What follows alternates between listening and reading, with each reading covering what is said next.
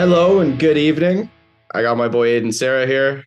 Hello and good evening. That's kind of corny, but I'm still working out the intros. I'm gonna stay committed to my craft here. But anyways, welcome to episode 5 of the Great Canadian Hockey Podcast. 5, the drive for 5. This is it's a solid number. I think we're getting a good chunk of the ways to 10, and I think once we hit 10, then we really got the ground running there. Aidan, how you doing here? Not bad. The voice is okay today. If the voice starts to go, I just called the game. Literally, I hopped on the call, out of the suit and into the hoodie. Blackfald's big win on their teddy bear toss night. It was pretty cool to see all this stuff come flying down.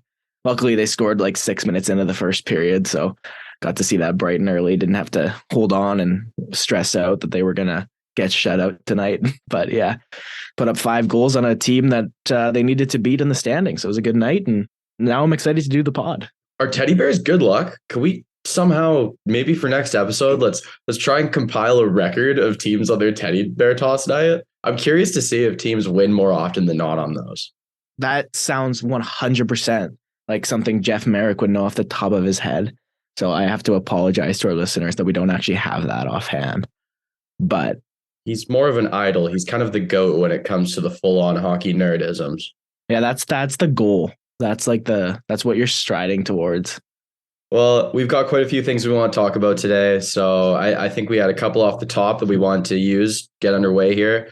And it starts with a bit of a heavy one. This one's a tough one. And it's some news you don't necessarily want to see. Kris Letang dealing with some other stroke-related issues. He will be out indefinitely. Obviously, you wish him all the best, and you just want to know he's okay. I saw he put out a little bit of a release saying it was just time to take care of his body, and he took care of it and figured out what was going on. I'm obviously paraphrasing terribly there, but the message is important. You just want him to be okay. Life comes first. The guy's got a long life ahead of him after hockey, and of course you just want him to take care of yourself, right, Aidan? Yeah, he has a heart condition. He had a stroke in 2014. He missed a couple months of that season, and tests showed that Letang was born with a tiny hole in the wall of his heart, so he's always kind of had to be aware about that possibility. So yeah, second stroke of his career. It sounds like good news. Penguins coach Mike Sullivan had said that the initial test results were encouraging, and Letang's going to keep having tests next week, so we don't know anything for sure until then. But the initial signs point to something positive. Letang is 35 years old, but had his, at least points-wise, had his career year last year. James, 68 was a career high for him in 78 games. For Kris Letang, he's a fierce competitor, so he's not going to want to step away from the game earlier than he has to. We wish him all the best, both, of course, health-wise, but if he can continue to play the sport he loves, that would be awesome as well. You touched on him being a fierce competitor. I just think back to last summer when it was looking like either him or Malkin or both could be leaving the Pittsburgh Penguins, and you saw Crosby and other guys on the Pens saying that it's no wonder Letang signed for more than a couple years, as they figure he's probably going to play longer than the rest of them. Yeah, which is incredible. Malkin is a year older than Crosby and Letang. But yeah, Kris Letang's been such a superb defenseman for so long. The longevity of his career, I think he's a little bit underappreciated, honestly, just what he's been able to accomplish in his career. Yeah, so obviously, we wish him all the best, and fingers crossed that he can return sooner rather than later.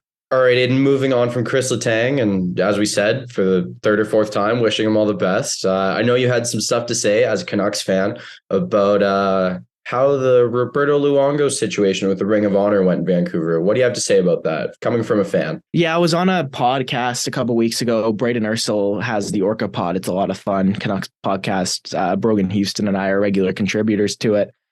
And Brady had pitched is Roberto Luongo, what is it for him? Is it Ring of Honor? Is it jersey in the rafters? And I was fully confident it had to be jersey in the rafters, because to me, Kirk McLean and Roberto Luongo are the two best Canucks goaltenders of all time. But Luongo there's distance between the two of them. Luongo is the best Canucks goaltender of all time. And Kirk McLean's in the Ring of Honor. So my thinking was, well, Luongo is so much ahead of McLean in my head. You know, he's the franchise all-time leader in wins. He was so good for so long, won that Olympic gold medal in Vancouver. He's above McLean. He's got to get the jersey up in the rafters. And I would have bet so much money that, you know, he would have had number one up in the rafters. And it was shocking to me to see that they announced that he was going to be in the Ring of Honor. Roberto Luongo played in Vancouver from 2006 to 2014. James, I don't know about you looking at it from an outside perspective, but for me, Luongo, 2 seasons in Vancouver where he won more than 40 games, had a season with a 928 save percentage and a 211 goals against. That was the 2011 season. Multiple seasons in Vancouver. There was 3 of them where he was above a 920, you know, took them to 2 President's trophies and a Stanley Cup final. Again, by far the greatest goaltender in Canucks history. And number one should be going up. The Ring of Honor. If you look at the players in the Ring of Honor and you look at the players that have their jerseys retired, Luongo is closer in caliber and closer in legacy to the ones with the numbers, not the ones in the Ring of Honor. So to me, it's he's an awesome guy. He's going to be a good sport about it. He's not going to be upset. But to me, if I'm Roberto Luongo, it's like, are you serious? Like I'd be hurt. I'd be insulted. Well, for me, Aidan, I really do agree with you. I think that when you think of players who get their jersey numbers retired, it's the iconic players from a generation. And when we think that generation of Canucks, the first ones we go to are Henrik and Daniel Sedin and Roberto Luongo. And I mean, you could make the argument that some teams are only going to do one player from from each generation, maybe 2. But I think the Twins kind of count as one. So I think there's room for Luongo there. Obviously, some teams are going to retire multiple players from a generation. You think Chicago, you already got Hossa, Kane, Taves, Duncan Keith are all getting their jersey numbers retired. Maybe even Seabrook. I'd say Patrick Sharp has a shot too. Yeah, it's a mass jersey retirement. Might as well just have one huge ceremony, make a huge party of it. That'd be fun. That'd be fun to watch. But yeah, and you know, I guess just one last parting thought on that topic for me before I pass it back to you. Did Luongo make a funny tweet about it? I haven't checked. No, I also haven't checked. I use Twitter to game day tweet. Live tweet the Blackfolds Bulldogs games, and that's the whole list. I don't use Twitter. I'm not a fan. So I haven't looked. However, I am familiar with the Strombone 1 Twitter account.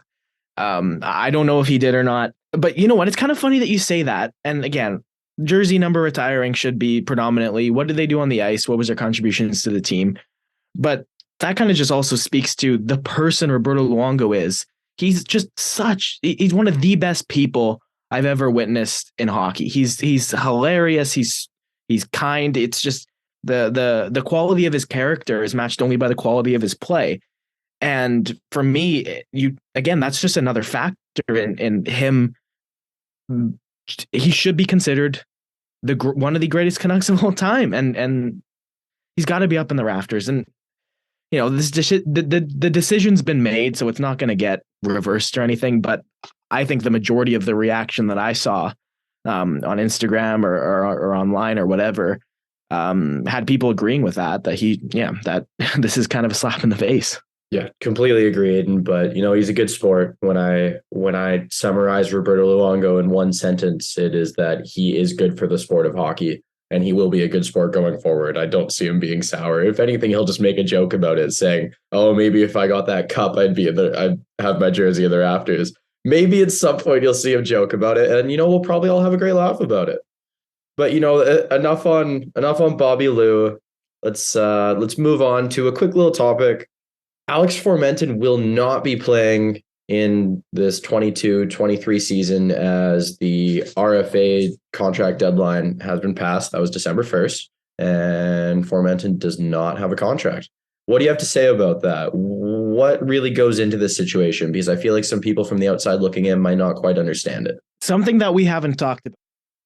I want to talk about when a resolution is reached, and that is the investigation into what happened with the 2018 Canadian World Junior team. If you're not familiar with the allegations, Google it. But Alex Formenton and a few others could be facing some legal troubles over that. And the fact that a resolution hasn't yet been reached, I think definitely went into it. Ottawa didn't want to commit a contract to somebody who may or may not have been part of something so heinous, to be frank. Formenton, based on his play, to me, he was really good last year. 18 goals, 32 points in 79 games. He is fast and he uses his speed to his advantage. For me, I think it's the only thing you can really point to as to why Ottawa wouldn't want him locked down would be the uncertainty behind what is going to happen out of that investigation.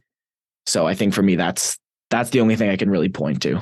Yeah, I mean, I've already said this multiple times this podcast, and I'm going to keep saying it over and over again. It's just another phrase I'll catch myself on in the whole pod this time. I completely agree, Aidan. I will use that a few too many more times, but at some point, as you said, we will dive deeper into that. I don't really think it's appropriate to talk about before a resolution is made. And that's something that it could take weeks, months, years, days, maybe. What if something comes out tomorrow? You never know. It's when there is significant news on it, we will speak on it. But for now, it's a pretty heavy topic that doesn't feel timely to get too far into. I will agree with you as well that he was a very solid up and coming player. This could have been a breakout year for him, seeing as, Josh Norris is out with injury. That could have been an increased role for him on this Senators team. So, yeah, I think going forward, it's something for us to watch. Moving on from Alex Formenton, we talked about Mitch Marner last week on the podcast. I raved about him. He had just, I believe, extended his point streak to 16. It's 19, isn't it now, James? It is indeed. And, I saw that he passed Daryl Sittler, but, I guess forgive me for being a little complacent on it. I didn't know Eddie Olczyk was tied for that record as well. Yeah, I had heard that last week when he was kind of, up on the leaderboard and approaching in on it. But yeah, Marner's been phenomenal. I've like I said this on the last podcast, such a huge fan of the player, such a huge fan of his game. 2 goals in Tampa Bay last night to extend it further.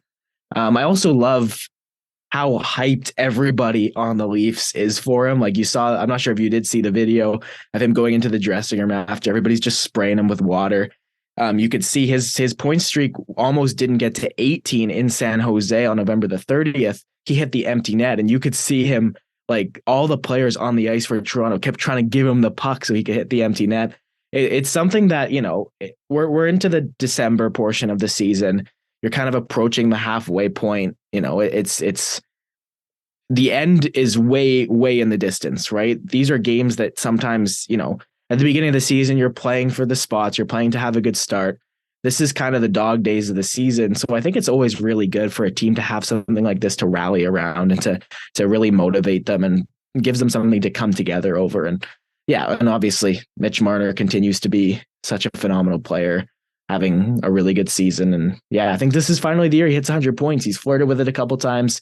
94 and 82 games in 18-19. Would have hit it last year without a doubt if he played 82 games. He ended with 97 points in 72. He's got 31 and 26 so far. I think he's only going to get better from here. Definitely, Aidan. And I just have 2 notes on that one. I was watching that game with a friend of mine who's a Lightning fan. So watching Marner just put an absolute shift in shorthanded and contribute on that shorthanded goal. That was quite the pile of work to watch. That was awesome. My Lightning friend wasn't too happy about that one, but it was fun to watch. When it's 2 teams that I'm not outwardly a major fan of, I definitely err towards just cheering for a good game, cheering for exciting moments. And that was one where I felt like, damn, this is good.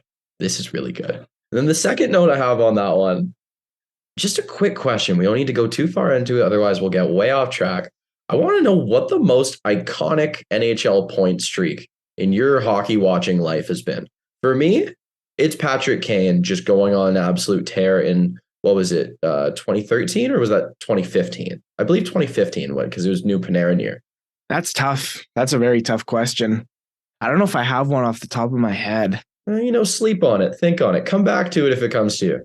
Will do. The one that comes to me is 2013 Chicago, not a player point streak, but Chicago had a streak, and I can't tell you the number, but they didn't lose a game in regulation for a really long time. Their streak of picking up points in games was ridiculous. They ended up winning the President's Trophy and the Stanley Cup that season. Remember the goaltending duo of Corey Crawford and Ray Emery was superb for them that season. That's the one I come to, but I can't really think of any player streaks off the top of my head. But yeah, we'll circle back to it if one dawns on me. Awesome. And so I just had a couple things I want to talk about because I actually went to the Canucks versus Coyotes game here in Vancouver last night. Awesome game. You know, the arena was buzzing. You definitely saw the vibe get taken out of it for a bit as you saw them go down a goal. But, you know, they fought hard and it was a very high-paced game. These are two teams that haven't really had the best of seasons. I mean, clearly Vancouver had higher expectations than the Arizona Coyotes, but it was a really, really good game. I would honestly put it in the better half of NHL games I've gone and seen in person. And there were a couple big takeaways for me. For one, it's been 2 years now where we watch Arizona Coyotes goaltender Karl Vejmelka upset good teams. As we've established, I'm an Avalanche fan. Vejmelka has toasted them with the high 40s in saves twice, and the Avs just lose by a goal. I believe the same thing happened to a couple other high-end teams last year. And Vejmelka is just playing very well. This is a really solid goaltender. So that begs the question, is he going to continue the trend of great Coyotes goaltenders, great on their team at least? Think Ilya Bryzgalov, think Darcy Kemper, think Aiden Hill is a goalie prospect or up-and-comer that was ready to take the next step. Guys that the Coyotes just, let's take our assets and go. You got to wonder if that's going to happen. And it's not just the Coyotes that have done this. A lot of teams in the NHL's basement have great goalies come through their system. I think the big one right now is Linus Ullmark. He's killing it in Boston after you know, maybe being a bit of a diamond in the rough in Buffalo. And do you think this is something that you could see happening? Vejmelka leaving? He's got 2 more years on his deal left after this one. Could be the last year of his deal. He's currently making $2.725 million. Stellar goaltender. I think it's something. What do you think? Yeah, I think it's just going to come down to a couple of factors. Number one is, what are the Arizona Coyotes going to ask in return for him? And then number two, is there going to be any contending teams that need a goalie that will want to match that return? For me, Vejmelka, again, watching him play, you know, his stats last year aren't savory, but that's just because of how bad the Coyotes were last year. Like a 3.68 goals against and an 8.98 save percentage on one of the worst teams in the league. You could always see it in him. You could always see this coming because he's been even better this year. A 9.13 save percentage again on an Arizona Coyotes team that came into this season trying to lose. And he's still been phenomenal for them. And yeah, I think for me, Vejmelka, there's a lot of value in him, both because of how good he is and because of the contract. He's got 2.725 this year, next year, and the year after. So if you're a team acquiring him, he's not a rental. He's not something you're going to probably need to move much money out to accommodate, depending on who you are. And he's somebody who could actually legitimately be your starting goalie on a cheap ticket until 2025, which is huge as well. The one team I kind of look at, because they just sent goaltender Cal Peterson to the AHL, is the Los Angeles Kings. LA also have a plethora of young players, a lot of right-hand shot defensemen that they could move, forward prospect depth like crazy. And I think if I'm taking a step back and looking objectively at the most likely destination, I think Vejmelka is going to end the season with the LA Kings. They're a team that wants to contend. They're a team that thinks they're close. Obviously, they pushed the Edmonton Oilers to 7 games in the first round last season. I think that makes a lot of sense. But obviously, the closer we get to the trade deadline, you know, we haven't seen those injuries yet. For me, we'll talk about Jordan Binnington later in the podcast. For me, the St. Louis Blues made a mistake letting Ville Husso go in the offseason. Maybe they're a team that takes a swing at Vejmelka to upgrade on Binnington, because Karl Vejmelka would be an upgrade on Jordan Binnington, period. So maybe that's something you see as well. St. Louis kind of getting back into the mix, but then again, they would need to play themselves into a playoff too, and who knows if that's going to happen. Okay, we have a few more things to talk about before we get to Binnington, because I already know there's going to be a couple of things we disagree on there. So that's going to be an interesting debate back and forth that we're going to have. But just before we leave the topic of this Canucks-Coyotes game, I want to take a minute to talk about Jacob Schicker. This guy has been top 5 on the trade list, like next guy to go for what, a year and a half now?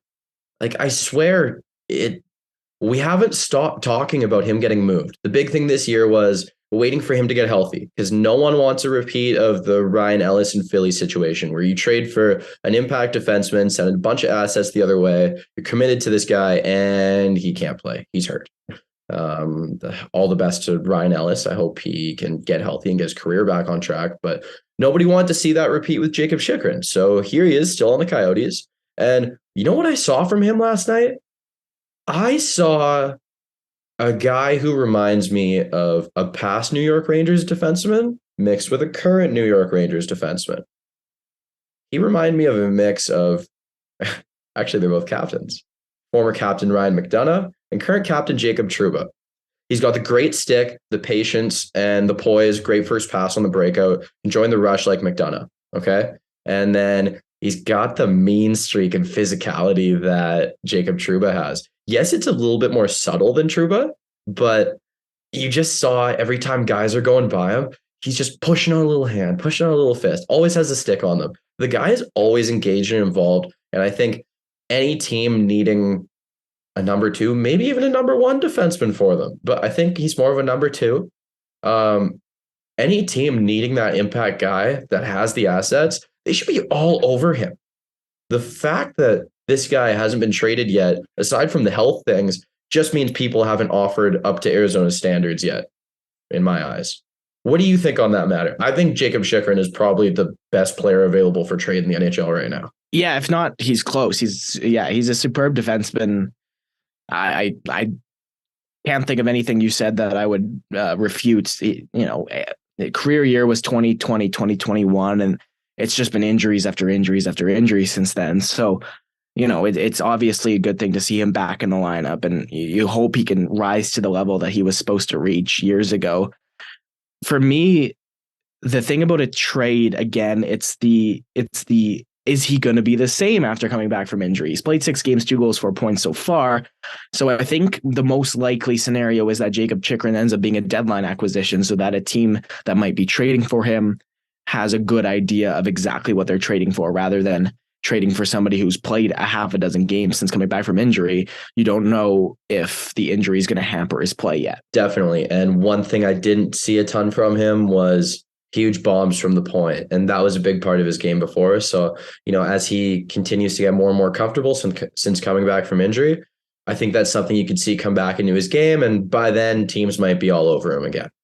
All right, Aidan, for this next little segment here, I'm going to pass it off to you, because I know this is the one that you're really excited about. And this is probably going to be the most time-consuming, hockey nerd-esque part of this podcast. Like, this is going to be fun, but probably a little bit ridiculous. There's going to be some debating back and forth. What do you got for us, Aidan? Well, Jason Robertson has been just unbelievable this season. In his rookie year, 2020, 2021, very quietly, I thought, 17 goals, 45 points in 51 games, finished second in Calder voting to Kirill Kaprizov. And everybody was like, wow, this random second round pick by the Dallas Stars, he looks like a player. Well, I wonder what he could turn into. Last year with the Dallas Stars, 2021-22, 74 games, 41 goals, 79 points.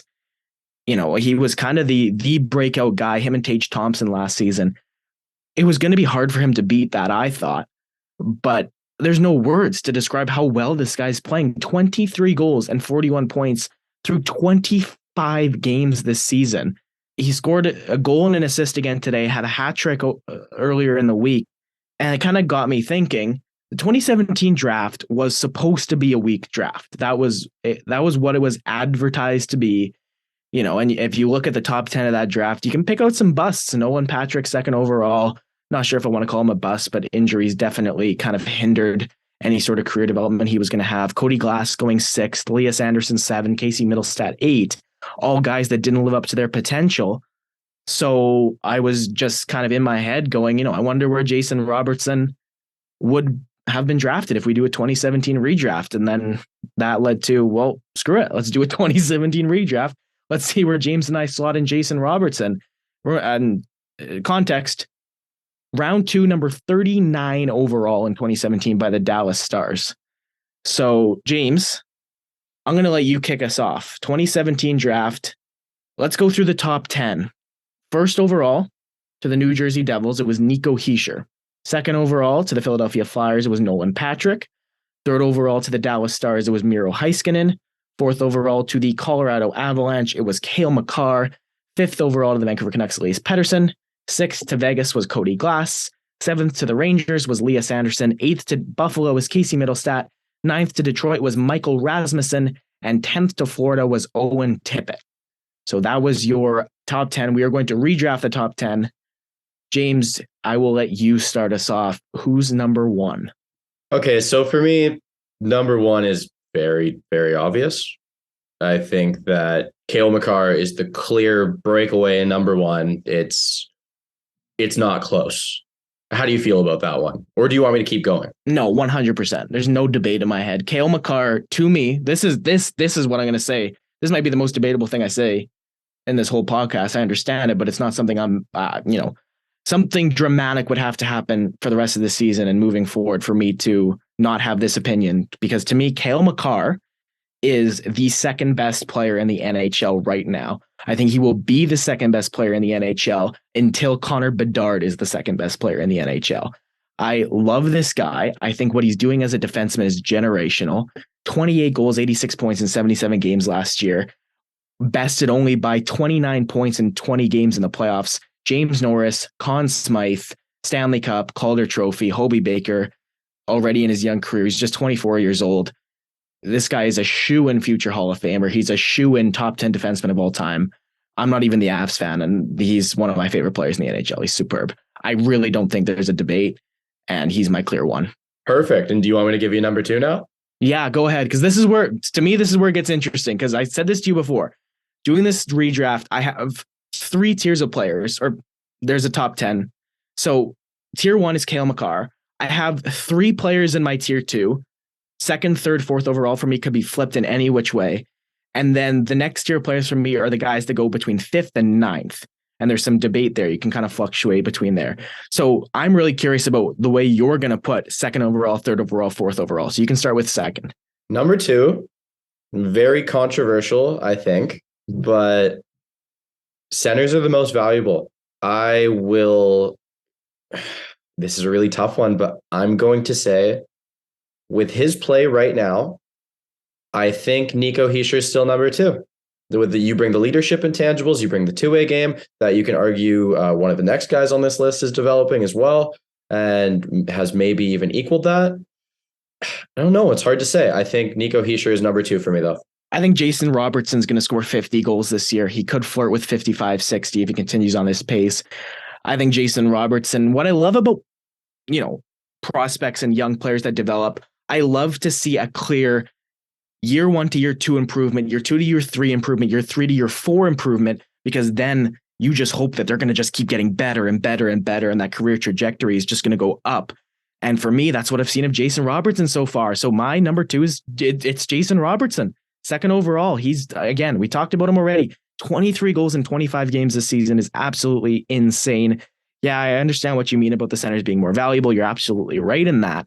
But for me, this guy's potential, his top end talent, I think Cale Makar could hit 100 points.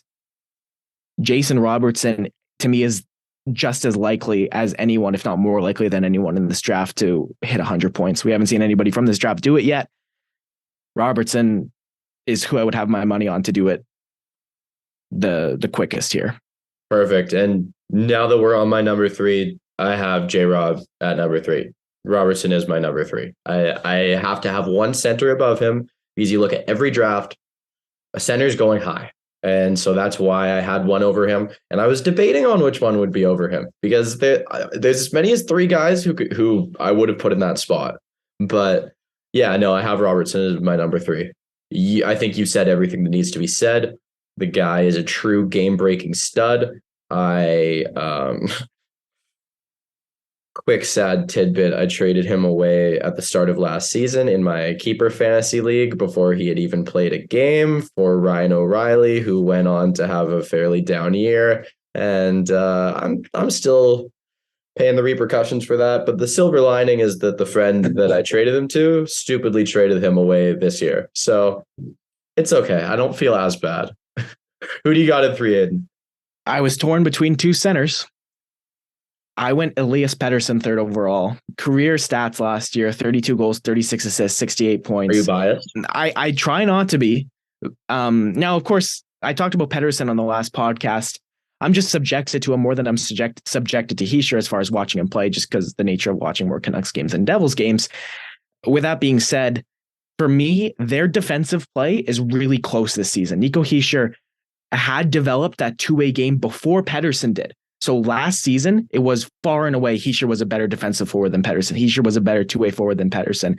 This season, Pettersson's two-way game has taken such a jump that I think their two-way games are comparable. I might have Nico Hischier purely in Selke rankings above Pettersson, but then to me, the tiebreaker becomes Pettersson's elite offensive skill and his upside for scoring goals and getting points is greater than Nico Hischier's. I think he's a more talented offensive player than Hischier. I think he's a first-line center on a Stanley Cup team by the end of his career. For me, Nico Hischier, if Hischier's your 1C, I think you might need to supplement that a little bit if you're trying to win a Stanley Cup. And New Jersey has that with Jack Hughes, don't get me wrong. But Pettersson barely over Hischier for third overall is my pick. Awesome. Well, we have a bit of a trend going on here. I have Pettersson at number 4. It was a very, very close one for me. But the guy's a true game breaker. I saw his skills on full display last night.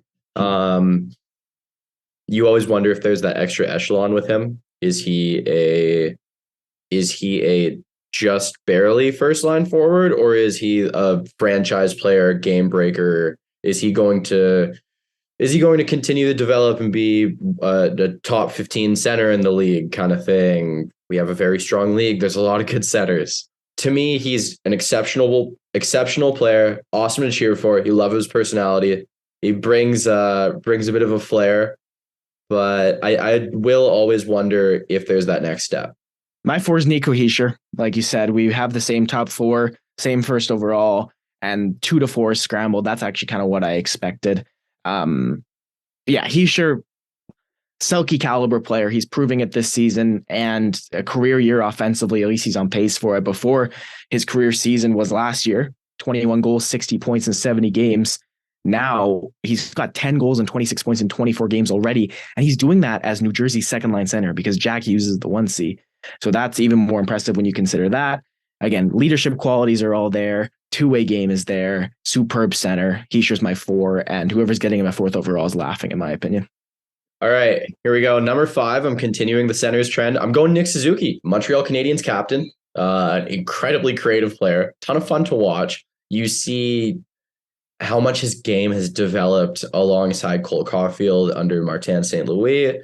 He's a player Habs fans are going to be cheering for a very long time, especially with that contract he signed. He's not going anywhere. You're not worrying about any holdouts. This guy's a true leader. He wanted to get in, get his business done, and just get things going. And I think he's a player who's always going to probably sit around that point per game mark as he develops, gets into his prime. I don't think he's rated R superstar like a couple of the other guys we had higher on our list, but point per game center, first line center, captain, you can't downplay any of those. And that's why he's my number 5. Yeah, he is for me too. He's my 5th overall. It's kind of like I said with Robertson. This is Suzuki's 4th full season in the NHL. And you can see an improvement in his game from year 1 to year 2, 2 to 3, 3 to 4 now. 26 points in 24 games to start off this season. Career highs in goals and points with 21 and 61 respectively last year in 82 games. Was such a good player as a sophomore for Montreal. Didn't really put up as many points as maybe you would have hoped he would in that playoff run, but still 16 and 22 on the way to the Stanley Cup final. He was awesome in that playoff run.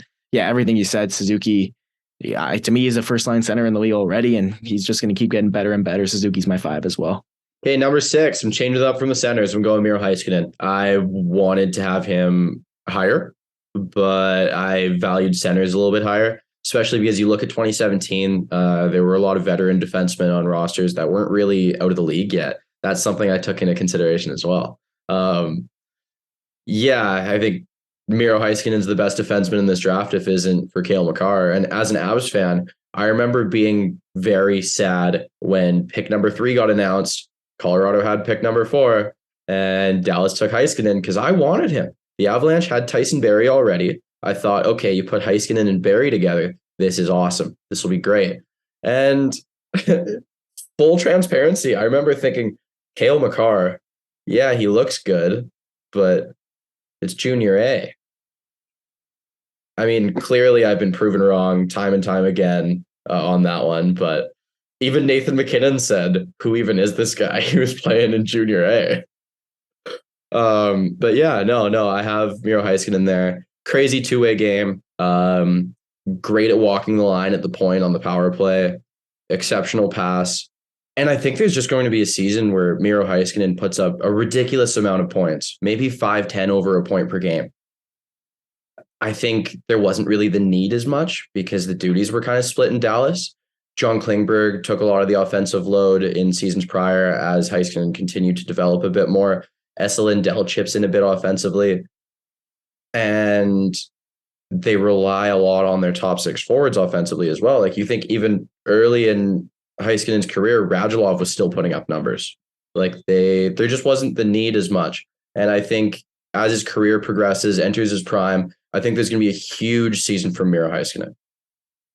And with that, who do you have at 6? I also have Miro Heiskanen. So we've had the same 5-6 now. Heiskanen and Suzuki for me was really, really close.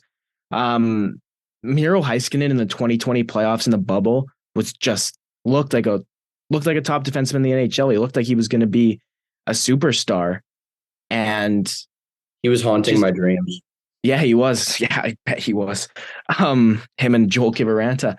But 26 points in 27 games on the way to the Stanley Cup final that year for Dallas. He hasn't quite lived up to what he looked like he was going to be. But like you said, I think this season it's going to be an elevator role for him without John Klingberg.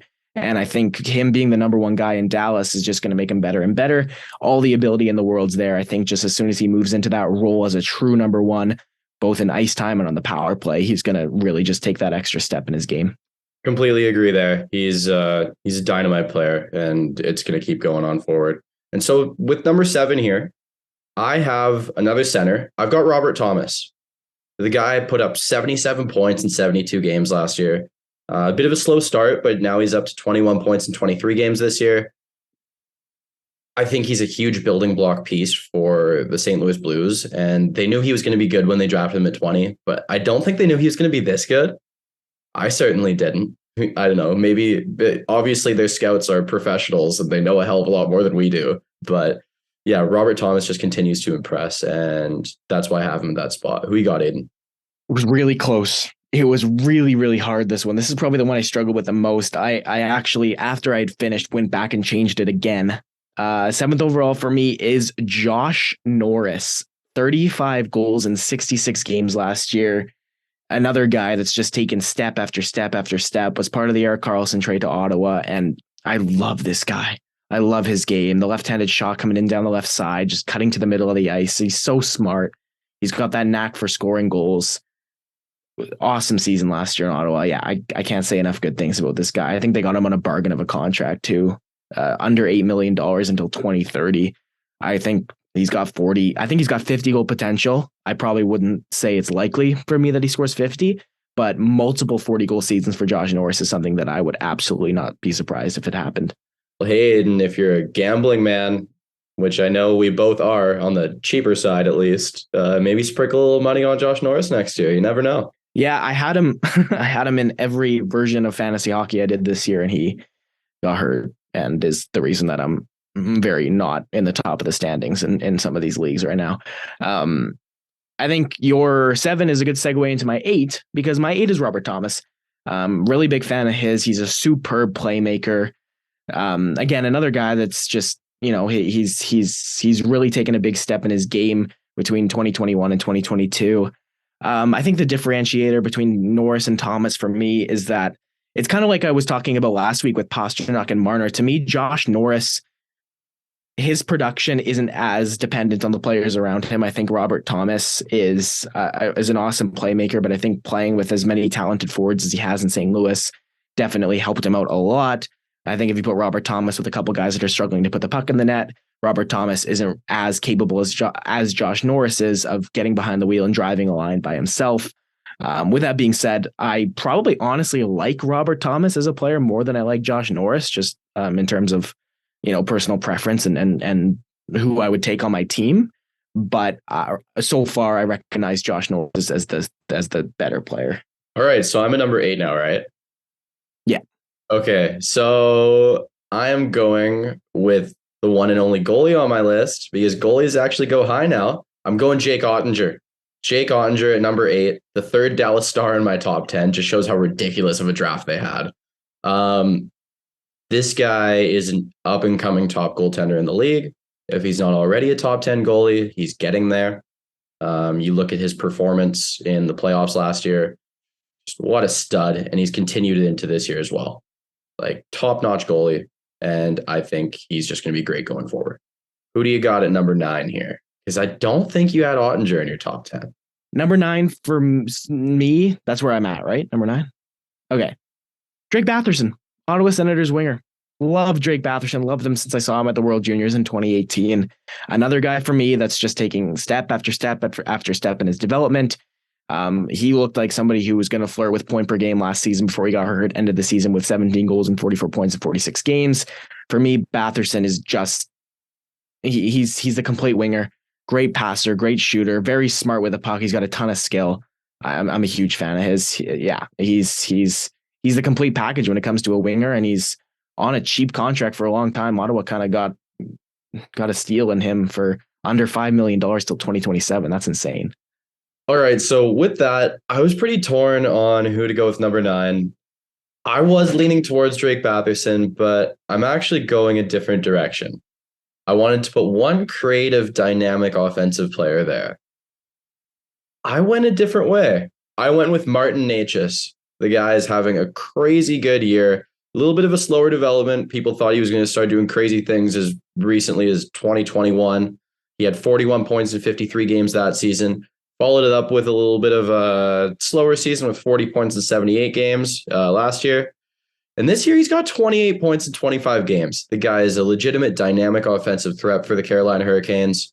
Absolute stud. Ton of fun to watch. Really creative player that really complements Andrei Svechnikov and Sebastian Aho. You had Brent Burns into the mix on that power play. It's a ton of fun. This guy's my number 9. What do you think, Aidan? Well, should I go to my 10? Nah, I want to. Is he your 10? I don't know. Oh, well, and that's, yeah. So he's not. And he was going to be, and then he wasn't going to be. It's much like that was the other one I struggled with. For me, it was I wrote down 1, 2, 3, 4, 5, 6. Was okay with all that, and then the Norris Thomas thing bugged me, and then the 10, 11 between the guy I did end up picking 10th and Martin Necas was really hard. Listen, I get it. Development isn't linear. It's not. You don't always get those players that you see that clear improvement season to season. That's what I've been talking about with these other players. Is then you can predict that the career trajectory is just going to go up.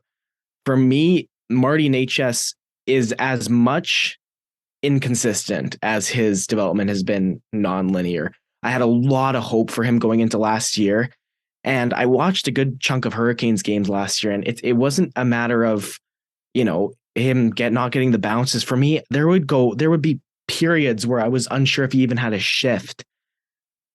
But when you see him, yeah, you're right. He's a lot of fun to watch. He's an awesome player. He's got a ton of skill. But for me, there was too many times in the last 2 seasons where I'm watching a game and I forget that he's playing. So that bumped him too. And again, if we kept going, I would have had him 11th just for all that offensive upside, the ton of skill he has. But it just bumped him out of my top 10. And with that, who is your number 10? It was between 3 players, then it was between 2, and then it was Jake Ottinger. Again, for me, he's had a little bit more of a linear development than Necas. He keeps getting better and better. I just saw too much inconsistency within last season for him. He had such an unbelievable playoff, but watching him in the playoffs kind of left me wondering, where was this all season? Because he had flashes of that during the regular season last year, but then he had flashes of, wow, this guy is, what is he doing? Like, what is he doing between the pipes? He's been really good this season. 917 save percentage so far through 17 games and 9-2-3 record. So I have faith and I have hope and I have, I predict that Jake Ottinger will become that bona fide starting goalie, that star that he looked like in the playoffs. But for me, it's less of a certainty than the top 9 working out to their potential. So that's why I had him at 10th. I think if he becomes as good as he could be, we're talking you push him up to 5, 6, 7, but it's less of a sure thing for me. So that's why I had him at 10th. Perfect. That's all very fair. And with my number 10, I'm not going to go too far into it because you already spoke about him quite a bit. Josh Norris. I chose him over Drake Batherson. I figured one very dynamic, creative right-hand shot forward in the top 10, and I was going to make that Marty Necas. I mean, I'm talking outside the top guys, but yeah, no, I think I'd take Josh Norris over Drake Batherson. I think goal scoring is probably the most valuable thing in the NHL. I mean, you have to score goals to win, and Josh Norris can fill the net. So Josh Norris is my number 10. So Necas in and Batherson out was the only change. The one I was struggling with, and again, it's the consistency thing. I know he was ravaged by injuries. I was torn about Gabe Vilardi. He's had a really, really good season so far. But for me, his start has slowed down quite a bit. He's still a smart enough player with the ability that he could surpass many of those guys on that top 10 list. I could see him at the end of his career maybe being as high as 5, 6 in terms of best players out of that draft. But then again, I could see him having a lot of players surpass him.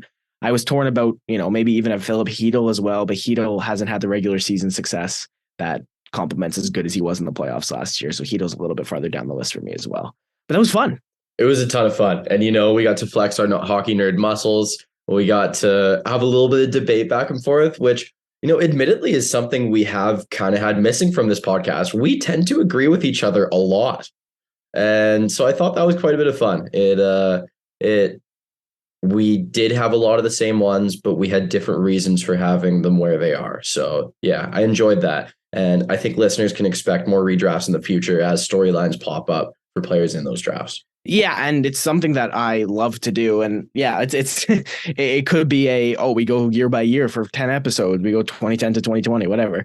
But I think it's a better idea to kind of introduce them as something like, Jason Robertson. Where would he fit in? Because he's having an unreal season.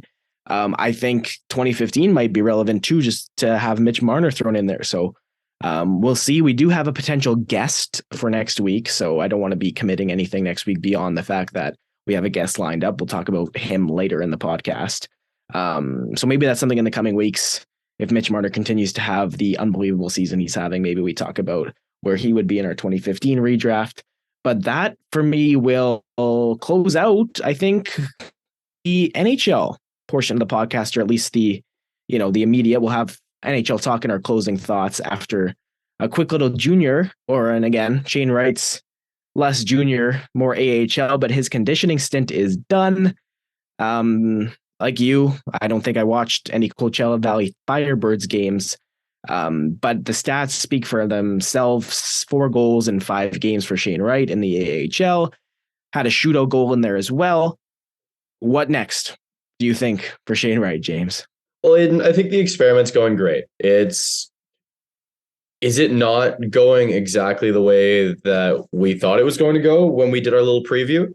I think that the next step is send him to that World Junior Camp, and then things continue going smoothly. Yes, he has to be brought back up, and maybe he gets that game in against Montreal, and I believe there's another one. I think they'd send him to the camp before the other one, but they cannot send him to the camp right away, is what they can do.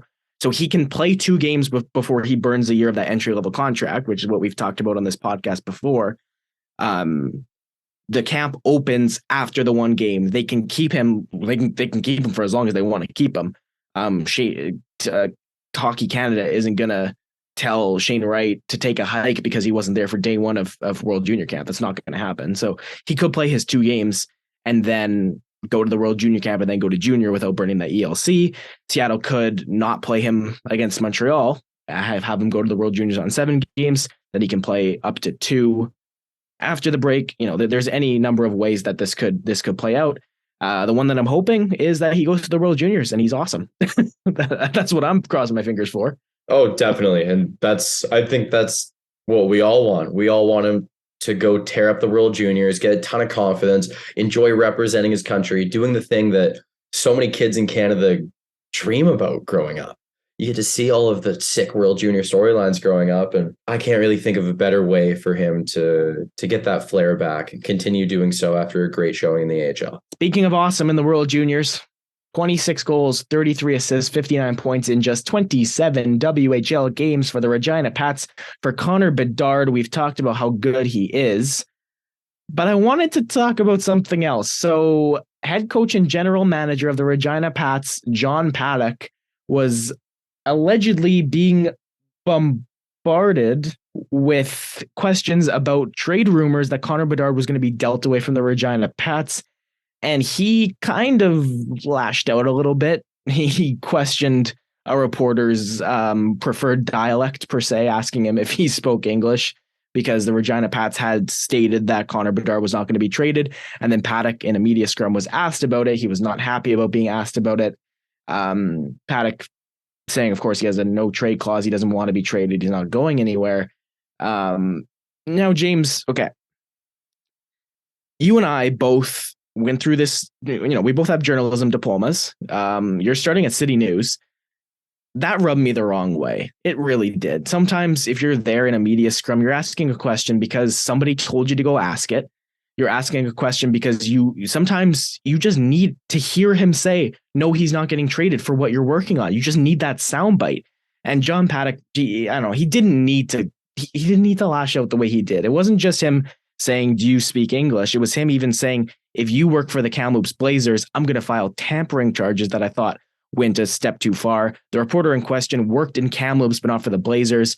More context, Kamloops is hosting the Memorial Cup. So actually it would be a logical trade destination for Connor Bedard to go would be to Kamloops, because that guarantees a Memorial Cup hockey. Paddock just wasn't a fan of the plethora of questions about it. I wasn't a fan about his answer. What do you think of it? End question shaming. End all question shaming. Let the guy do his job. If you don't like it, just lean into the mic and say, no. You can do that. You can just give him a one-word answer. If you don't like him and you want his story to be garbage, sure. Just give him a one-word answer. But now the story of Paddock making a scene and being ticked off it's the major storyline now, not the story that this reporter was going to write. So I don't know. I don't really think it was worth it. It's all fairly laughable to me. I think if I were the reporter, I'm probably just going to leave kind of confused. It's going to be like, say you go to see your doctor and you tell them all of the things that's wrong with you, and they just nod their head and go, okay. And then they say a bunch of big words. Then they say, okay, nice to see you. We'll see you next time. That reporter probably just walked out like, what even just happened? And, odds are it could have been a pretty young reporter too, like someone who was new to it. I haven't looked into it. I don't know who the reporter was. But like you said, there's usually someone giving you some orders saying, hey, we want this story covered, and can you ask about this?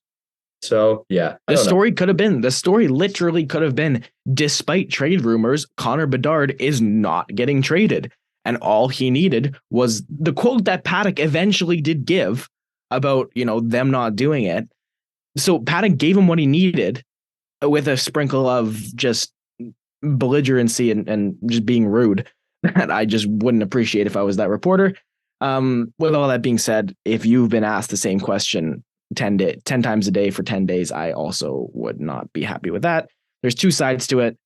Anyways, Connor Bedard, don't take anything away from Connor Bedard's season he's having. He's been phenomenal. He tops every draft list, including our next topic. Craig Button has released his latest November the 30th draft rankings, and he had a change, because I noticed on his one before this, he had Czech winger Edward Sale at second overall. Apologies if I'm mispronouncing that. And all of a sudden, Fantilli's second, which is like, Craig, this was so obvious to everybody else. Why did it take you this long was my initial thinking when I saw Fantilli had risen to second. But it is Connor Bedard and Adam Fantilli, 1-2 on Button's list, two players we've talked a lot about. The next three is where it got interesting for me. Leo Carlsson, a Swedish center out of Örebro in the SHL, 4th overall, as previously mentioned. Again, I'm going to butcher the pronunciation. Edward Sale, 4th overall. Matvei Michkov only at 5th overall. Michkov widely regarded as the number 2 until pretty recently to Connor Bedard. Button's got him at 5. From what I've seen of Michkov, that's low. If you get Matvei Michkov at 5th overall this year, you are blessed. There, you have some sort of luck that everybody yearns for. You're totally right, Aidan. And I think the major thing is that he's got a contract to stay in the KHL. And that kind of scares teams. You never know what you're going to end up getting. It could be a few more years after. Like, think about how long it took for Evgeny Kuznetsov to come over to Washington. It was a little bit of a wait. And you think Kaprizov took a while for him to come over. But, you know, a player of that caliber, when you know that they are going to be that good, it's not the teams that want an impact player either the preceding season after the draft or the season after that. It's not going to be those teams that take Michkov. It's going to be the ones that go, it's okay. We can sit and wait. We got our cookie now. We have no problem waiting for him to come in and be a superstar at all. And I think that realistically, I don't know, unless you're trying to address a specific positional need, you take the best player available. You do it. Yeah, especially when you consider, like, because of Connor Bedard and how good he's going to be, this is a year that, you know, we're seeing teams that we saw in the offseason, teams like Arizona and Chicago attempt to bottom out before the season even started to tank for Connor Bedard. Goner for Connor, as I've dubbed it. Not sure if that's going to stick. Not as catchy as some of the other ones, but it's a reach. I think it's a reach too. Anyways, so the team that ends up with, say, 3rd overall is probably going to be, you know, unless something crazy happens in the lottery, it's probably going to be one of those teams that bottomed out and was tanking for a high pick this year. Those teams don't need an impact player immediately because the nature of tanking is that you are stripping it down in the now and building for the not so near future, right? So 3rd overall is going to go to a team that, unless something crazy happens, that isn't trying to make the playoffs next year or probably the year after. So at that point, why are you taking somebody not as good as Michkov so that you can have him earlier when he's not going to be in the playoffs for you anyways? I don't get it at all. And again, as a Canucks fan, I've seen far too many times the best player available get ignored, and far too many times it was 2016, get ignored for a positional need or something else, and that pick completely blow up in the team's face.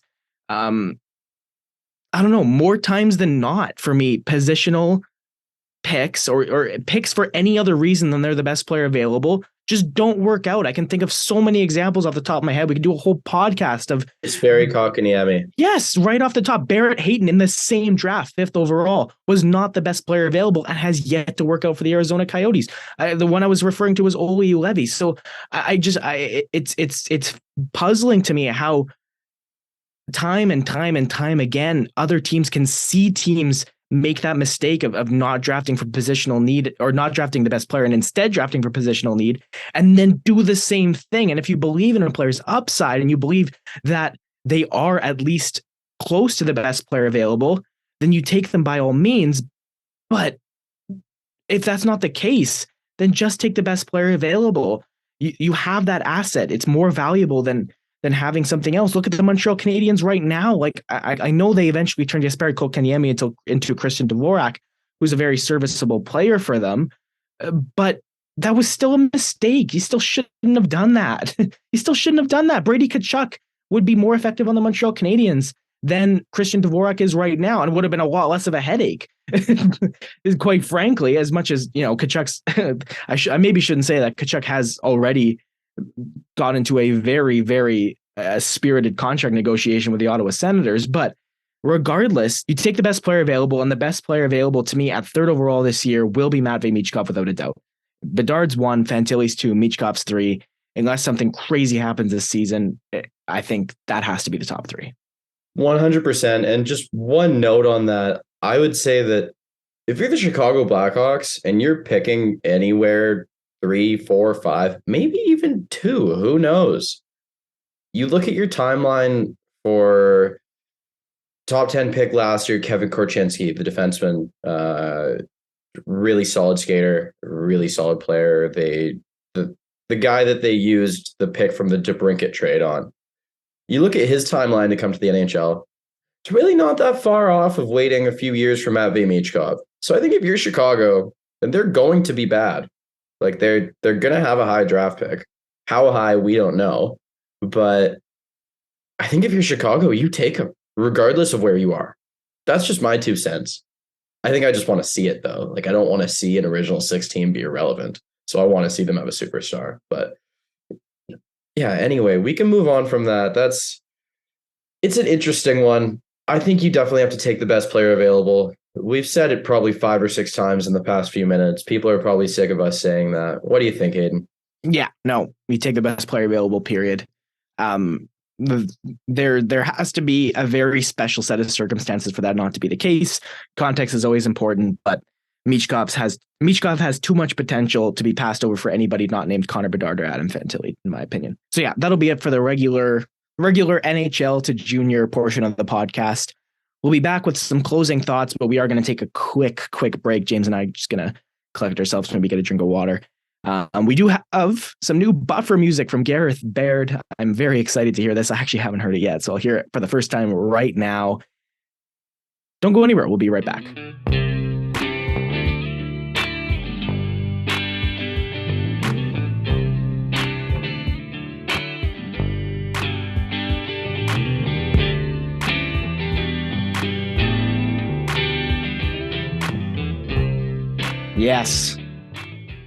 Yes, that buffer music is around to stay. I like it. Moving on to some closing thoughts. We'll have a couple more hockey things, couple more NHL things that I just wanted to kind of wrap up with. One of them is, and you can kind of look at this from 2 different perspectives. You have the positive way to look at it, which is Patrick Maroon's response, or the negative way to look at it, which is to go after the initial comments made by Jack Edwards about Patrick Maroon. And sorry, I'm going to go after the initial comments Jack Edwards made about Patrick Maroon, because it's just, I heard that. And the biggest thing that popped into my head, the big screaming question that I can't, it's why? Why do you feel compelled to say that on a live NHL broadcast about a player? Like, I don't get it. I can't in my head think, I'm a play-by-play guy. I never in a million years could fathom sitting on the mic, doing a hockey game, looking at somebody and making just completely unbelievably unnecessary jokes about their appearance. What's the point? Why? Like, I can't get past the why. I cannot get past the, you are a professional broadcaster. What is wrong with you? I don't know, James. And I'll give a little bit more context as to part of the source of my frustration and anger with this, but you go first. Well, Aidan, Jack Edwards sucks. I'm sorry. I know I'm not supposed to say that, but he sucks. Even if he didn't say terrible things all the time, I don't like the sound of his voice. I'm not saying I have a better voice. I'm an amateur, but no one likes hearing him speak. I was watching before I left for the Canucks Coyotes game, before I hopped on the SkyTrain. I was watching my favorite team, the Colorado Avalanche, play in Boston. Of course, it's on this wonderful channel called New England Sports Network with Jack Edwards. And I changed the channel. I'm fine with watching my team lose. The Bruins were pumping the Avs. I'm totally fine with watching my team lose. I am not going to change the channel because they're losing. I changed the channel because I can't stand hearing him talk. I I've nothing against Homer broadcasts, but it's just the way Jack Edwards tends to talk about people. He said a couple bad things about players last year that weren't necessarily attacking their appearance or things about them, but he's just continually speaking from a pedestal that I don't feel this man deserves. When he says these things, it comes from a space of talking down to them, it seems like, and I can't get on board with that. I'm all for a fun broadcast. I'm all for fun Homer broadcasts. Colorado's broadcast is the biggest Homer broadcast in the league. I've watched them years ago fist bump Matt Duchene and say, "Go get him, dude." Like I have no problem with seeing that stuff, but the way Jack Edwards goes about things and the way he went about speaking about Pat Maroon recently, it's just not okay. There's no place for it in the NHL. We've spent the last decade on the hockey is for everyone train, and we're trying to be more equal. But come on, dude, just stop. Even people in Boston don't like to hear it. They don't like hearing Jack Edwards. From what I can tell, they usually choose the other broadcast if they can. But Aidan, I know you had some closing thoughts on this one, so take it away, buddy. Yeah, I'm not going to go. We can talk about it another time. I am not at all a fan of Homer broadcasts. It's probably like that. That might be. And again, I think we'll get to some stuff that we disagree on as well after this. But I completely disagree with you on the Homer broadcast thing. To me, you're okay with it because you can recognize that a play-by-play guy for your team is saying this because he cares about the team. To me, casual hockey fans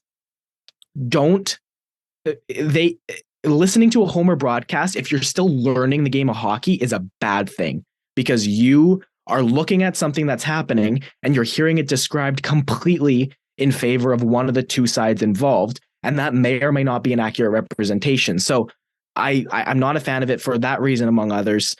I don't want to go into the standard that play-by-play commentators should be aspiring to because I am completely, who am I, right? Like I do it the way I think is best, but I have no like you said, I have no legs to stand on as far as what I've accomplished compared to everybody else in the NHL that's doing it, right? Like I'm not ever going to insinuate that the way I do it is better than the way that a professional NHL broadcaster does it, because why would I do that? That's so far from my intention. But Jack Edwards, and sorry, I actually don't even think we fully established what exactly he said. He took shots at Patrick Maroon. He's for being listed at 238 pounds, saying, I think that weight must have been from day one of training camp. And then adding that Maroon, quote, had a few more pizzas since the season started, among other jabs at his weight. Okay, here's my thing. So January, February is when all the hockey talk stuff happens. I want to do a big hockey talks thing for this reason. So we'll get this will be elaborated on more in the podcast. Last year, I was diagnosed with a mental health problem that fully required me to be on medication. There was no ifs, ands, or buts. It had to happen. Now, if you know anything about mental health medication, you know that very often it's a matter of trial and error on the medication working for somebody. Different medications have different side effects. I'm on number 3 right now and it's working. The second one I had tried, one of these side effects was weight gain. And I have struggled to take the weight that I gained on that medication off since I gained it on that medication. So I'm sitting here heavier than I want to be. I'm out of shape compared to what I used to be and compared to where I want to be.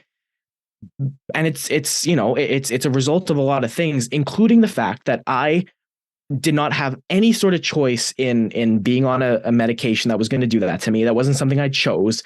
That wasn't something I wanted. It was something that had to happen. And as a result, that's where I am today.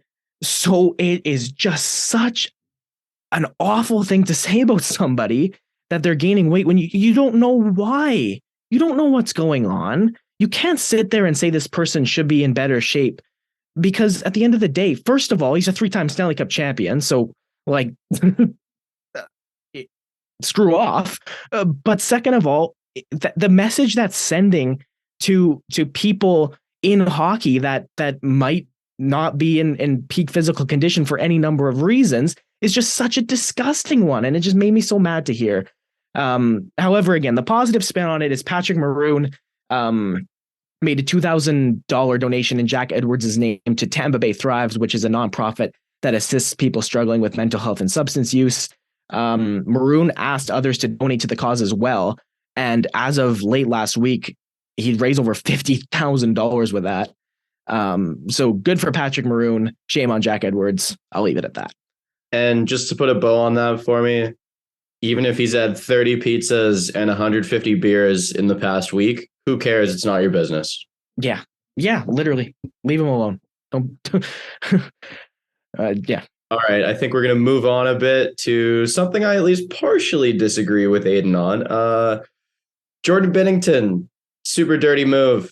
Really dirty move while playing against the Pittsburgh Penguins. Aidan, want to break down exactly what happened, and then I'll give my 2 cents. Okay, first of all, complete respect for Craig Berube, who finally came out and basically said that Jordan Binnington's actions are ridiculous. He said that about his own goaltender, the head coach of the St. Louis Blues. Massive respect to him, because I've been thinking that for a long time. Jordan Binnington, it was Jason Zucker, right? Jason Zucker's forechecking, going around the goal. Binnington's out to play the puck, pokes it to his defenseman, and clotheslines Jason Zucker with his glove to his face. Zucker goes down hard, falls awkwardly into the boards. It's a pattern. When Brad Marchand licked his third person, the NHL was like, all right, you got to stop or we're going to do something. I can't believe we're not there with Jordan Binnington yet. Again, it's just something that baffles me to no end. The why of he does everything that he's doing. Like, it's just, there's competitive spirit, and then there's being this, like, what is going through his head? And, I'm kind of going up to the line of honestly calling him a clown, and I don't want to do it yet, but just his actions are completely incomprehensible. I don't understand the mindset and the motivation behind doing half the stuff he does. We've seen him get pulled, go around and start pump faking people, pulling his fist back like he's going to punch random players on the other team in the face on his way off the ice. It's like, at the end of the day, to me, honestly, what I love about hockey so much is it culminates in the handshake line at the end of a series. That's, to me, the perfect representation of why hockey is such an amazing sport. It's war on the ice, but there's a mutual respect for your opponent and your teammates and the sport itself. And every time I watch Jordan Binnington do something stupid, I think that guy has no respect for his teammates. He has no respect for the sport, and he has no respect for the image that he's putting out there. It's theatrics. It's unnecessary. It's something that I hope Craig Berube saying it gets him to stop doing it. But it's got to stop. It's got to stop. Okay. So, gross cheap shot. Wish he didn't do it. Jason Zucker's had some injury issues over the past couple of years. You don't want to see it. You don't want to see a guy go down like that. And it wasn't necessary. This is where people are going to disagree with me. I love chaos. I am an agent of chaos. Maybe call me old school where hockey stands. I want to see players getting face washed. I want to see goalies go fight each other. When I see Binnington doing all that, admittedly kind of dumb things when he's going and doing the pump fake on them, I love to see it. I think, the dirty part where he's cheap shotting Zucker and he's going down awkwardly, I could do without that for sure. That's not necessary. But if he's adding entertainment value to the game, and that's the kind of competitor he is, then if that's how he gasses himself up, I am controversially here for it. When he's on his game in the playoffs, Jordan Binnington is a top goaltender. And do you think he's doing this by being a gentleman? No. The guy wants to rip every single person's head off. And I am okay with it. As long as he doesn't actually physically rip a player's head off, then sure. If he doesn't cause serious injury, sure. I mean, it's not an opinion you might have expected, considering I'm an Avalanche fan and Binnington and Kadri had their back and forth in the playoffs, right? I'm here for it. You could even call me a Jordan Binnington fan. I think it's good entertainment value for the NHL. I'm glad not everyone's doing it because it's a new NHL. This is not the 80s anymore. But if I get to see a little bit of Ron Hextall, a little bit of Patrick Waugh, a little bit of when the wires cross with Jordan Binnington, I'm here for it. I'm okay with goalies getting involved physically in terms of like a scrum after the whistle if they feel they've been impeded in some way. I remember one of the big things that always pops into my head. I can't remember who drove the front of the net. But I just remember Carey Price getting up one time and just blockering somebody in the back of the head that had run into him. And at the end of the day, that's a penalty. He got a penalty, but the competitive spirit was there and it wasn't necessarily a negative thing to see. And what you're saying about Jordan Binnington, being that the Ron Hextall, the Patrick Waugh, and that being a good thing is not what you're saying isn't to me incorrect. It's what you're saying it about. It doesn't apply because to me, what I remember about Ron Hextall was something would happen and then he would, during the play, go out of his net and kind of seek retribution for it in the same way that you see a player stepping up on somebody and fighting them after they hit one of their players. That's what that culminated in. And I'm actually okay with that. I'm okay with seeing goalies fight. I'm more than okay with seeing goalies fight. But what Binnington's doing, it to me, it's such a sharp turn away from that. It's just the antics. It's not the, if it's him doing that, if it's him getting involved in scrums because he feels like he needs to make retribution for something that happened on the ice, that's one thing. But what he's doing is so not that. It's just, I will not say that I think fighting shouldn't be in hockey because I look at it as a necessity in the sport. For some reason, in my opinion, hockey, the physicality nature of hockey is the most personal in any major sport. Football, you're hitting each other because you're hitting each other. There's no, there's no gray area there. In hockey, physicality is sort of an option. So I look at a big hit being thrown. To me, if you're a player, you take that personally almost. Like, this guy just blew up my teammate. I'm going to go step in. So because of the nature of that, I think the physicality is a good thing in hockey. I think the fighting, as much as I'm not going to say I'm opposed to the fact that it's gone down. I think it needs to stay. I think it shouldn't be banned completely. But nothing about what Jordan Binnington is doing to me, it falls into that necessity category. Nothing Jordan Binnington's doing falls into that. It's part of the game to me. None of this is part of the game. It's just antics. It's not something that I enjoy seeing. It's something that every single time I see it, it's just, again, the question of why pops into my head. And watching Jordan Staal lay him out the other day was just awesome. Like, thank you. Do that again. Okay, but what that did is, now you're passionate about another thing in hockey. You're passionate about hating this guy. You look back to the NHL 20 years ago, fans hated other teams more, even 10 years ago. Like, do you really see fans of teams despising another team or player with every fiber of their being anymore?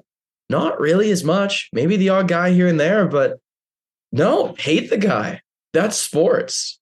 I think the antics are just part of it. It's, for me, when it boils down to it, yes, hockey is a sport. Yes, hockey has a lot of traditions. But when it boils down to it, hockey is entertainment.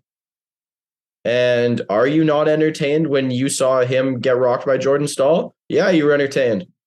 So it just created another storyline for you to follow as a fan. Sure. Now, to me, what you're saying, the positive culmination of that is Matthew Tkachuk, Zach Kassian a couple of years ago, because nothing about that to me was there was a couple times that it got dirty, but it was just tough. That's the way I looked at it. It was just tough hockey. It wasn't dirty hockey. That is the fireworks I want. That's the hate I want to see between two teams. And Matthew Tkachuk has made a lot of enemies in his career already. But that Kassian Tkachuk thing, that's what I'll point to as that's the competitive fire. That's the bad blood that is entertaining and is good for the sport. Jordan Binnington to me is just antics. And the same way the NHL stepped in and told Brad Marchand to stop licking people, I think somebody's got to get in Jordan Binnington's ear and say, like, just play the sport you're paid to play. Don't do this song and dance and just make you and your team look like a joke, which is kind of what it's seeming like from here. Well, Aidan, I don't think we're going to find more than partial common ground on this. Do you? No. And I was going to actually say that exact thing after your first response to it, but I figured at least we can flesh out our stances on it a little bit more. And yeah, like you said, do something we haven't done on this podcast pretty much at all, which is disagree. Definitely. And now that we've done that, now that we've had our first disagreement, is this our first fight? Our first fight as podcast hosts? Because I'm not mad at you. It's okay. Okay. Well, now that we've done that, we will head to probably the most fun portion of our podcast. And we're going to play a little game because it's not the Great Canadian Hockey Podcast without a game to close things out. We are going to do a few more career trajectories. And I am going to go easy to medium to hard, just like Aidan did. But I want some revenge here. He got me on one, and I didn't like it. I mean, I had technically had it right, but I'm not going to take the technicality. I'll take my lickings. So we are going to have 3 here. And Aidan, keep in mind, this first one is the easy one. So this player's career in the NHL spanned from the 03-04 season to the 17-18 season. He went from the Ottawa Senators to the Columbus Blue Jackets to the Phoenix Coyotes to the Chicago Blackhawks to the Arizona Coyotes to the Anaheim Ducks. How are we feeling? I like this look on your face. This is good. This is really good. Well, it's the tunnel vision that happens with this kind of thing sometimes, because I had something come to my head and I'm just trying to picture the one guy that I'm thinking of, and I just need to like broaden my horizons a little bit and think that maybe it might not be him, but it's a struggle because I know this guy checks at least 3 of these boxes, but I'm not familiar enough with his career to say one way or the other. So, and yeah, so I got to give this a little bit more. Who's your guess? It might be so wrong, and I these kinds of things I don't like to make a guess, because to me that's almost a way of not cheating, but saying one out loud and then reading your facial expressions and trying to figure that out. That's not part of the game. I got a good poker face, bro. You wouldn't see anything. But with that being said, I have an answer. Who is your answer, my friend? Who do you got? So the initial guess, this is not my guess, I'll go straight to my guess after, was going to be Ray Emery. There's no Philly in there. Emery was a Flyer, so couldn't be that. I'm going to go, I'm between 90 and 95% sure this is right. I remember him going to the Chicago Blackhawks and contributing to the 2015 Stanley Cup, Antoine Vermette. Bingo! You got it, buddy. You got it. And keep in mind, that was the easy one, so it only gets worse from here. Yeah, that wasn't easy. I would have fully made that a medium if that was me. But like I said, I'm out here for revenge. It is also, a little bit more, you would have watched his whole career and I wouldn't have. So maybe for you, that it's the era separation. I think that's right. Without that 2015 Cup, I think that one would have been way harder. Yeah, I do remember. I think it was, oh man, this is going to really test me. I want to say 2015 Western Conference Final, Game 5. Anton Vermette scores in overtime to give Chicago a big 3-2 He was in that series, I believe. Yeah, I can't remember who's Game 5. Yeah, the game. Yeah, that I'm not sure about, but yes, I can picture the goal he scored. Right, let's move on to number 2. This is also out of your era a bit, but it's in your lifetime. So This NHLer played from the 2000-2001 season up until the 11-12 season. The career trajectory is Boston, Toronto, Colorado, Vancouver, and ending in Dallas. This is a fun one. I've had this one in my back pocket for a couple weeks now. Do, do, do, do, do, do, do, do. That's not helping, is it? Would it help if I told you that in 13-14, this pro played in Bjorklöven IF in the Swedish Tier 1 league? 100% would not help me at all. No, it definitely wouldn't. Darn it. It's the era that I'm slipping on a little bit because that for me is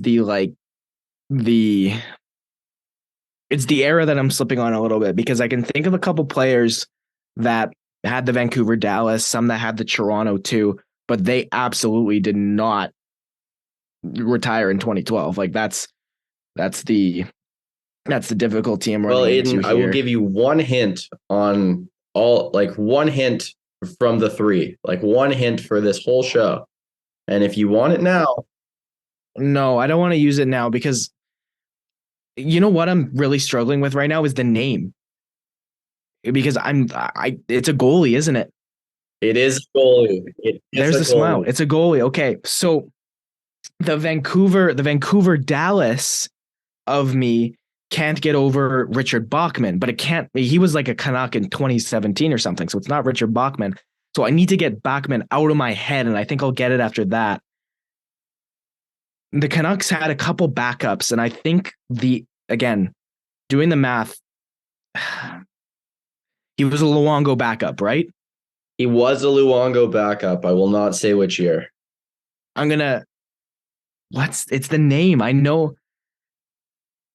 He was Toronto's goalie that caused them to trade away Tuukka Rask. They put all their eggs in his basket and traded Tuukka Rask. But what is his name, man? You're so That's close. Right, yeah. You're so close. I know. He was a Calder winner. Andrew Raycroft. Yeah, Calder. Yeah, okay. Beautiful. Excellent work. Wow. Well, I told you I was going to make this difficult for you, and I have. Oh, man. Okay, so this is. Should I even take time on this, or should I just? I don't have a white towel. I'd put up a white towel now. If that was the easy medium, honestly, man, Jesus. All right, let's go. I took out the original third one because it went too far out of your era. It was a very long career. Well, didn't you say Bill Guerin was going to be I would not have got Bill Guerin last week. Yeah. No shot. Yeah, no, I took out Billy G and I brought in this one instead. They're number 3. And I actually think this might be easier than Raycroft for you. We'll see. So this player's career spanned from the 97-98 season up to the 18-19 season.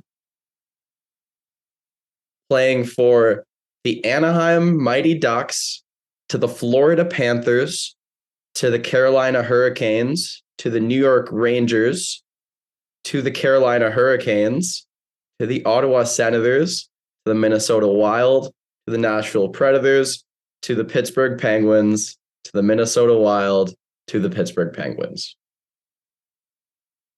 And I think you might have this one. Honestly, I thought this one was going to be a flick of the switch for you. As soon as it clicks, I think it will be. It's the Carolina return that I'm struggling with, but then again, that could have been like early to mid 2000s. I've got a guy. I got a guy, but not the 90s. It's the beginning that I'm really struggling with. And okay, I'm not going to get any closer than this if it's wrong. So I'm going Matt Cullen. Excellent work, my friend. You did great. Yeah? Oh, wow. I have a couple of friends who will be listening, and I know that they're screaming Matt Cullen at their phone as soon as they're listening to this. Because, and a quick sidebar, I have to say that my one Pittsburgh Penguins diehard friend will be very happy that we did some Penguins talk at the start and at the finish, because he has a little bit of a bone to pick with you. You haven't said a single nice thing about the Penguins, and you've only said bad things. So I think this will cheer him up. I'm just trying to recall if I had said anything good about the Pens. I don't think so. And I mean, Pittsburgh's almost one of those teams where everything good you could say about them has already been said, right? Like, a kind of in the Tampa Bay Lightning vein. So praising the Pens is it's almost too easy. Yeah, no, Cullen, honestly, Panthers, Rangers, no part of me remembers Matt Cullen on the Panthers, the Rangers. It's just the Minnesota and Pittsburgh twice that is like, I can't think of anybody else. I couldn't even picture him on the Rangers either. He played 80 games for them in 06-07. I had no idea. Yeah. And that was between the 05-06 Cup with the Hurricanes, and then he goes back to the Hurricanes again after that Rangers season. Yeah. Yeah, it will have been because of watching the 2016 and 2017 Penguins playoff runs that I would have got Cullen. That's the only thing that. Well, Aidan, before we get too off track here, I have to say you went 3 for 3. You did an incredible job. We've gone pretty long here. I think this may end up being our longest episode so far. And but it was a fun one. We had a lot of fun with it. We had a good debate. We played a couple good games. But it's time to close things off with our weekly How is Aidan feeling about Portugal in the FIFA World Cup?